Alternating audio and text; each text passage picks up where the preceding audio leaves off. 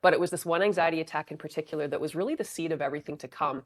In the moment, I actually thought I was going to die because I was so locked in fear, I couldn't catch my breath. Hmm. So for some reason, I intuitively dove my hand into my abdomen. And the first thing I encountered was pain, but the pain brought me out of my crazy thinking. It brought me back into my body, and I'm like, okay, I'm breathing, I'm alive, I'm good. And then I started intuitively exploring with my hands in the tissue.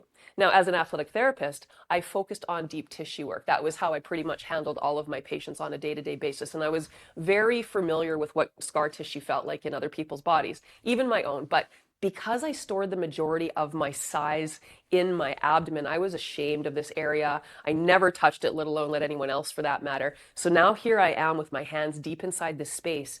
And besides feeling pain, I also felt like what was marbled with scar tissue, even though I hadn't had any injury or surgery in that area. And suddenly I had all of these aha moments. Like, no wonder when I'm coming back from a 5 mile run and I'm dripping wet with sweat, my belly would still feel cold. Hmm. So for the first evening, I spent maybe 30, 45 minutes working in the tissue.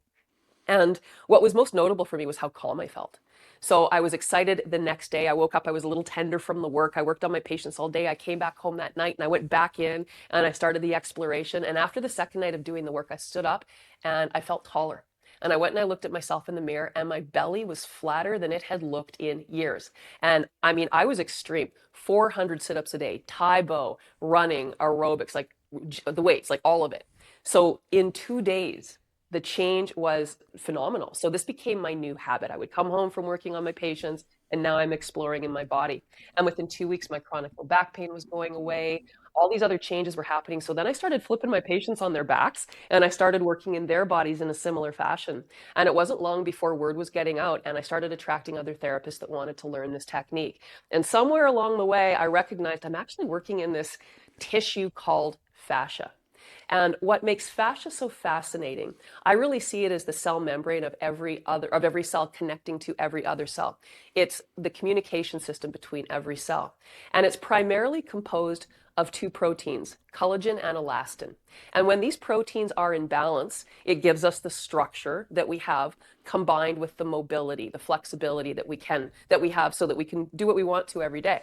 And if that's the case, that they're balanced, what that creates is optimal space in and around each cell, space for nutrients to move into the cell and absorb, as well as the removal of toxins and debris away from the cell. And if that's the case, there's ease of flow. If there's ease of flow, there's a body that doesn't struggle with pain, aging, and dis-ease. Now, Hmm. that's the perfect world, and none of us are perfectly aligned in that way, because one of the things is gravity is this constant force pulling us down. And we're patterned in our fascia from how we've lived our life. We're dominant on one side. Are you sitting in front of a computer all day? Are you a manual laborer? Do you play sports? Do you play instruments? How we hold our body all day accumulates to create what is happening in this very moment. So what happens with this balance of collagen and elastin is the collagen, that structural piece, starts migrating to areas of need to create almost like scaffolding.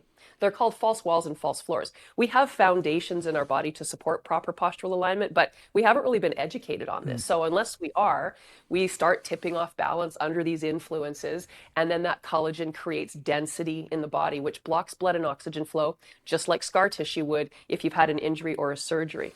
So this is what really creates that patterning and creates aging as we understand it today. And that's basically fascia compression. My work is all about fascia decompression, putting the space back into the body that time has taken away so that we can reestablish proper cell alignment and create that ease of flow back into the body.